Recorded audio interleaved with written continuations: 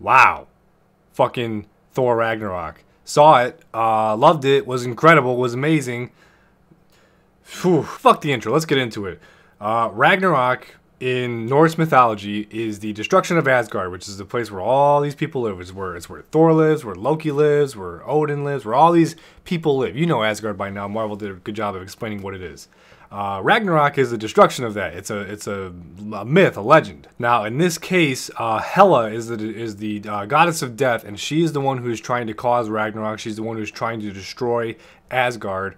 And in the process, Thor and Loki get banished to a place called Sakaar. Is that right? Sakaar? But yeah, that's basically it. Hela's trying to take over Asgard. Loki and Thor are banished to some place called Sakaar, which is that cyberpunk looking world, that wasteland kind of world that you see in the trailers. It's where he gets his haircut, all that stuff. And then Thor's just trying to get back to Asgard so he can save it, and along the way he uncovers some hidden truths about Asgard and his father and his brother and the Hulk. So like I said, this is probably, if I had to guess, this is probably in the top 5 Marvel movies, at the very least top 10, but without a doubt, no doubt, top or best Thor movie. That's zero doubt about that part. This movie's fucking phenomenal. Every character in the movie is great. You know, you got Thor, who's badass and funny.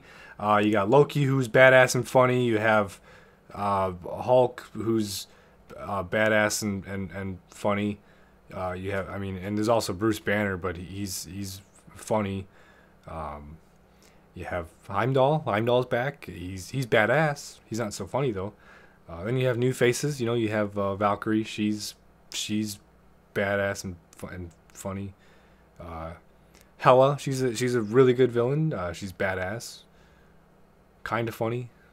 You have the Grandmaster, played by Jeff Goldblum. He's funny in a fucked up way. Not really badass though. He's just kind of funny. But he's really sick in the head. He's really fucked up. Kind of insane a little bit. All jokes aside, I like every single character in this movie with the exception of one. Scourge. I mean, what the fuck was his deal, man? What the fuck is his deal? Like his character was so out of place, but I'm not gonna complain about that. Honestly, spoiler alert, not for the movie, but for my review, the only negative that I have is Scourge. I'm just gonna kind of break my formula here. I'm gonna say the con that I have for this movie is Scourge. That's it. His character is like the only thing I didn't like about this movie. But that's it. Let's keep going now. In this movie, there is not a single dull moment. Not a single moment in the movie is wasted on anything unnecessary. The action in the movie was great. It was so fun to watch the action in this movie. The comedy in this movie was phenomenal. The movie was hilarious, man. There's a lot of comedy in this movie. More than I expected from a Thor movie. This is the kind of thing that I expected when I watched Spider-Man Homecoming, and it's the thing that I expected after seeing the first Guardians of the Galaxy, but now you kind of combine the comedy from both of those and give it its own unique Thor kind of spin to it, and the movie was really fucking funny. Also, the movie was visually astonishing, both in special effects and in the artistic aspect of the movie. There's some really cool shots. In the trailer, there's a bunch of reactions I watched on YouTube. Not a single one of them had like a cool reaction to like all those Pegasus and Hela with the swords. I don't know how to explain it. I might just show the picture from the trailer, but no one commented on stuff like that. But that scene is just so beautiful in the movie when you watch it, and the imagery is so just awesome to look at. The movie is visually astonishing is what I'm getting at here. And also, I mean, Led Zeppelin, good fucking choice. Good choice of music, Marvel. No sarcasm there, I mean that. And, you know, honestly, that is the shortest non-spoiler review I've ever done. I have nothing else to say about the movie that doesn't really talk about the things that I really want to talk about in the movie.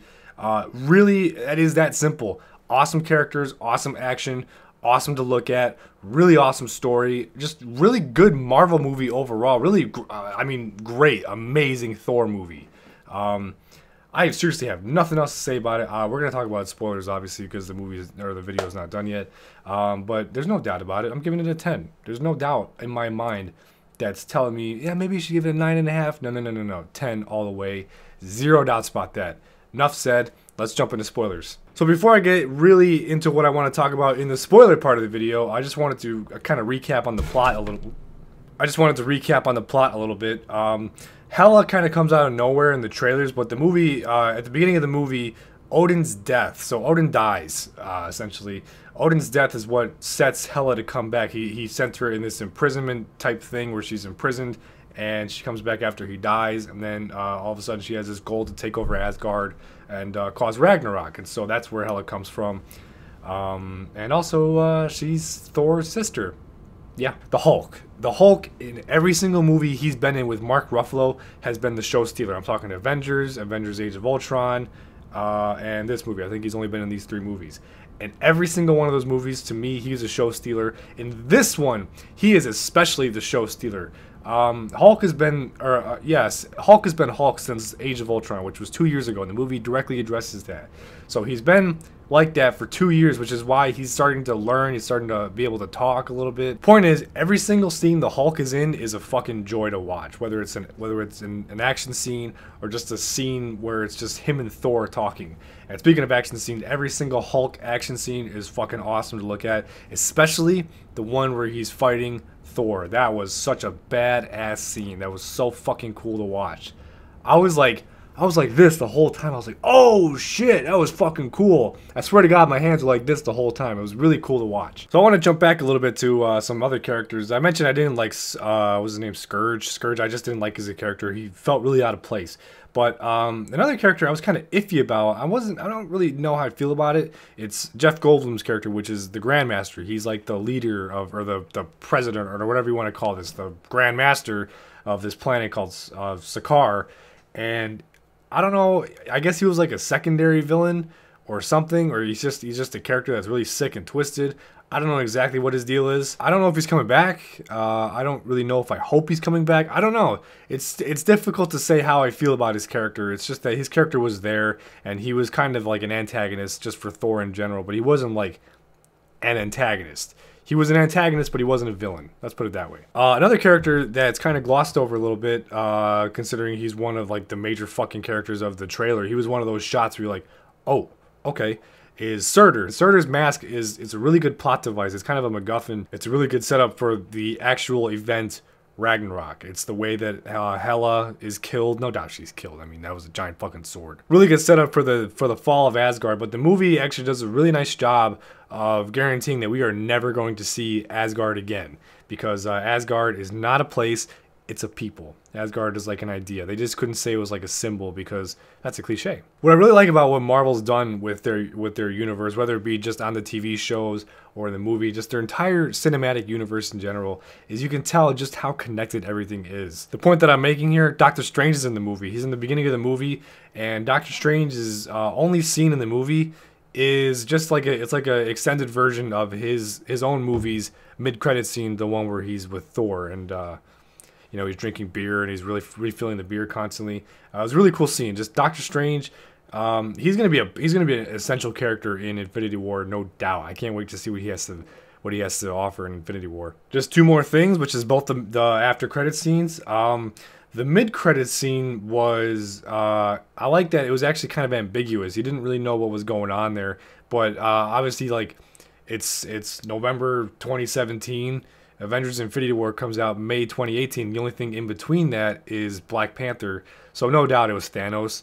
I just wish I wish they showed Thanos. I just wish they showed Thanos. You know, that'd be really cool. Like, that'd be like the best segue into starting off Infinity War, was if Thor Ragnarok's mid or end credit scene was showing Thanos, like Thanos actually starting to do something. That'd be really fucking cool, but they didn't. They just kind of gave us a teaser. So in a way, I'm kind of sad about it, but I'm also happy that they didn't like show anything off that would have probably ruined a little bit of Avengers Infinity War. And then unfortunately, we had that shitty end credit scene, and I know it was just kind of a comedic thing, but this is why I was kind of curious as to what happens with Grandmaster's character, with Jeff Goldblum's character. It was just a shitty end credit scene. I mean, no offense, Marvel, but you know, you can't win all the end credit scenes, you know. But yeah, that's all I got, man. Seriously, this was a great fucking movie. I just like how I think what this movie is. I think it is the most up-to-date version of connecting everything as far as just the movies go. It has direct references to the events of Age of Ultron. It references the first Avengers. It references a bunch of things. It has the Quinjet that Hulk was in at the end of Age of Ultron. Black Widow was in it for a brief period of time because of the message that was showing up when Hulk was flying away at the end of Age of Ultron. It's just you can get the sense that there's a lot of connectivity going on here, and those are just little things that I appreciate as a fan of Marvel and as a fan of their cinematic universe. Little things like that I can really appreciate. So Marvel, you fucking nailed this one. This was like the best Thor movie, period, no doubt. November is going to be a busy month, man, because speaking of Marvel, we got The Punisher coming out in two weeks, in the same exact day as fucking Justice League. This is going to be a busy month, man. Busy month. I got my work cut out for me. Hope you enjoyed this review, though. That's all I got for you. Thanks for watching, and I'll see you next time.